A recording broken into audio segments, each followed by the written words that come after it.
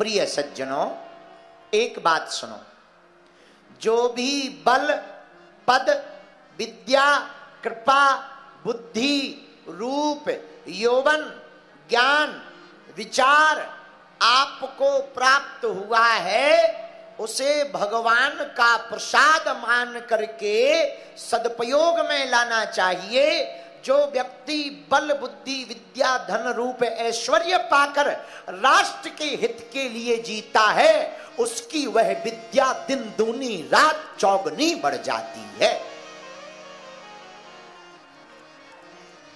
और जो आदमी विद्या, ज्ञान, बुद्धि और बल को पा करके किसी का बुरा करता है तो बुरा तो हो जाता है, लेकिन बहुत ही जल्दी विद्या का भी छीण हो जाता है और उस आदमी का भी वंश नाश हो जाता है।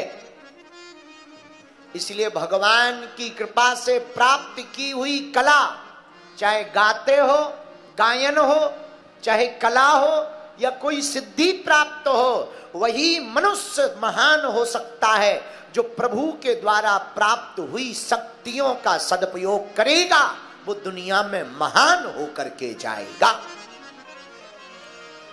वो कुछ भी आपको प्राप्त हो, चाहे आपको व्यापार में सिद्धि प्राप्त हो, चाहे बोलने में सिद्धि प्राप्त हो। कुछ माताओं को खाना बनाने की सिद्धि होती है, कुछ देर में ही चटपट बना देती हैं। कुछ माताओं को खाने की सिद्धि होती है, केवल खाती भरे चटपट, बोलो सीताराम।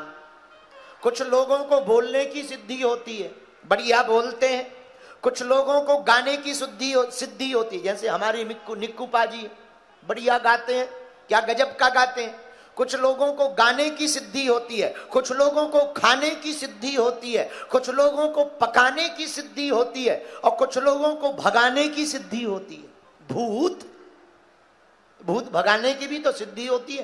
तो सबके पास अपनी अपनी सिद्धियां हैं, पर जिसको जो सिद्धि मिले उससे अगर किसी दीनहीन का भला करना प्रारंभ कर दोगे, भूखे को भोजन खिलाना अगर प्रारंभ करवा दोगे, तो तुम्हारी सिद्धि भी बढ़ेगी और तुम दुनिया में महान भी कहलाओगे।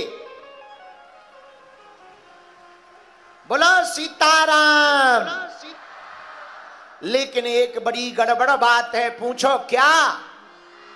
मान बढ़ाई जब से आई, मान बढ़ाई जब से आई, लगन राम से छूटी, और स्वामी स्वामी सुनन लागे, सो किस्मत उनकी फूटी। कई लोगों का मान बढ़ जाता है तो सम्मान मिलता है, सम्मान मिलता है तो बहुत से लोग पचा नहीं पाते हैं, अभिमान में भर जाते। बुरा ना मानना, तुम जिनके कारण बड़े बनो उनको कभी नहीं भूलना चाहिए।